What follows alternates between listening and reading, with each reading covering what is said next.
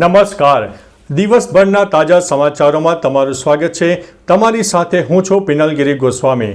સમાચારો વિસ્તારથી જાણીએ એ પહેલા મહત્વના સમાચારો ઉપર એક નજર. નમસ્કાર મિત્રો.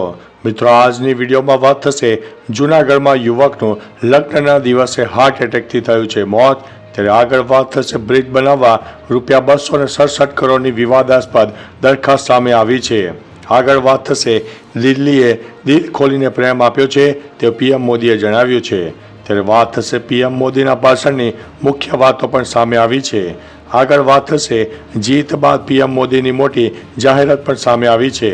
ત્યારે વાત થશે બચ્ચનની ભાવાત્મક પોસ્ટ સામે આવી છે, ચાહકો થયા છે નિરાશ. ત્યારે આગળ વાત થશે પાણી નહીં તો વોટ નહીં, વાત છે સાબરકાંઠાની. ત્યારે આગળ વાત થશે દિલ્હી ચૂંટણી પરિણામો પર રાહુલ ગાંધીની પહેલી પોસ્ટ સામે આવી છે. આગળ વાત થશે ડિમોલેશન મુદ્દે એમએલએ અને એસપી વચ્ચે બબાલ જોવા મળી હતી. ત્યારે આગળ વાત થશે વાતાવરણમાં ઉથલપાથલ સાથે ભારે વરસાદનું એલર્ટ આપવામાં આવ્યું છે.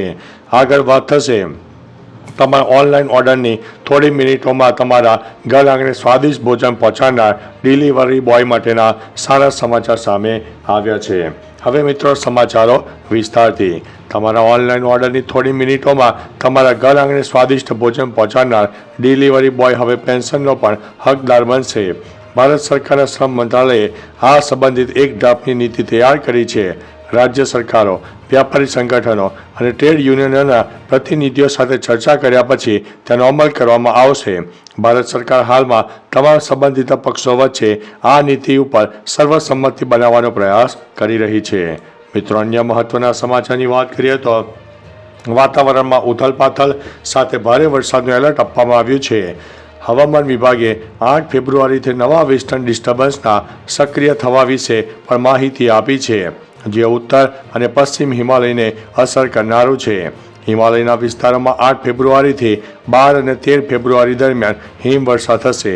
6 અને 7 ફેબ્રુઆરીની રાત્રે અરુણાચલ પ્રદેશ અને આસામમાં ગાજવીજ સાથે અને વીજળીના ચમકારા સાથે વરસાદની સંભાવના હતી.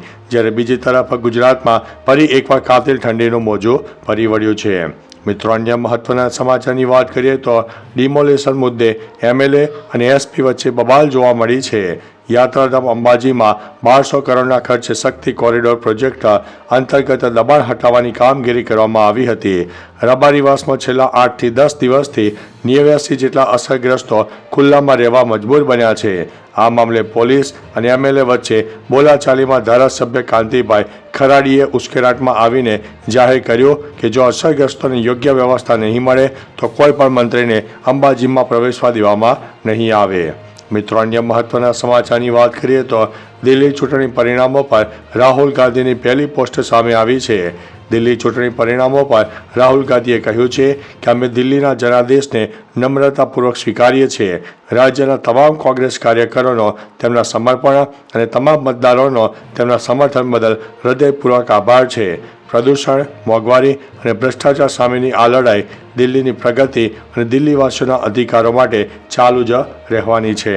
મિત્રો અન્ય મહત્વના સમાચારની વાત કરીએ તો પાણી નહીં તો વોટ નહીં. સાબરકાંઠાની તલોદમાં વોર્ડ નંબર 4માં પાણીની સમસ્યા સામે આવી છે. પાણી સમસ્યાથી ત્રસ્ત લોકોએ નગરપાલિકાની ચૂંટણી બહિષ્કારના બેનર લગાવ્યા છે, જેમાં પાણી નહીં તો વોટ નહીંનું લખાણ લખાયેલું જોવા મળી રહ્યું છે. સ્થાનિક લોકોનું કહેવું છે કે 5 વર્ષોથી પાણીની રજૂઆત છતાં પરિણામ શૂન્ય છે. નેતાઓ માત્ર વોટ લેટવા માટે આવે છે અને વાયદાઓ આપીને જતા રહે છે, પછી દેખાતા જ નથી.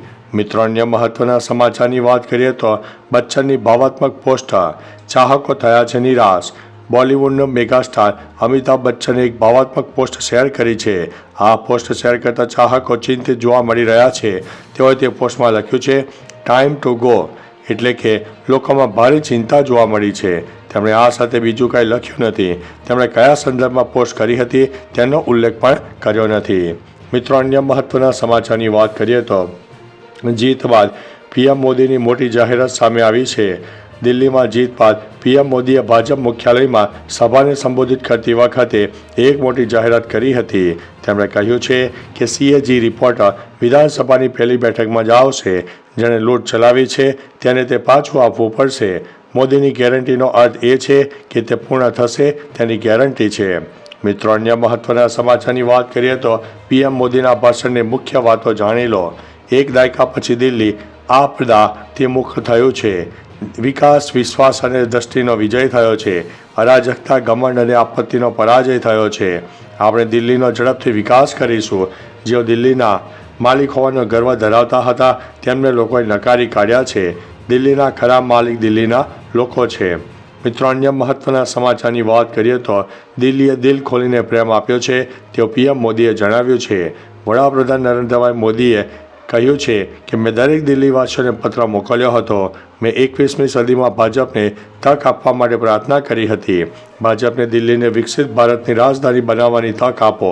મોદીની ગેરંટી પર વિશ્વાસ કરવા બદલ હું દિલ્હીના દરેક પરિવારનો આભાર માનું છું. તેમણે કહ્યું છે કે દિલ્હીએ પૂરા દિલથી પ્રેમ આપ્યો છે. દિલ્હીના લોકોનો આ પ્રેમ અને આ વિશ્વાસ અમારા બધા ઉપર ઋણ છે. મિત્રો, અન્ય મહત્વના સમાચારની વાત કરીએ તો બ્રિજ બનાવવા ₹267 કરોડની વિવાદાસ્પદ દરખાસ્ત થઈ છે.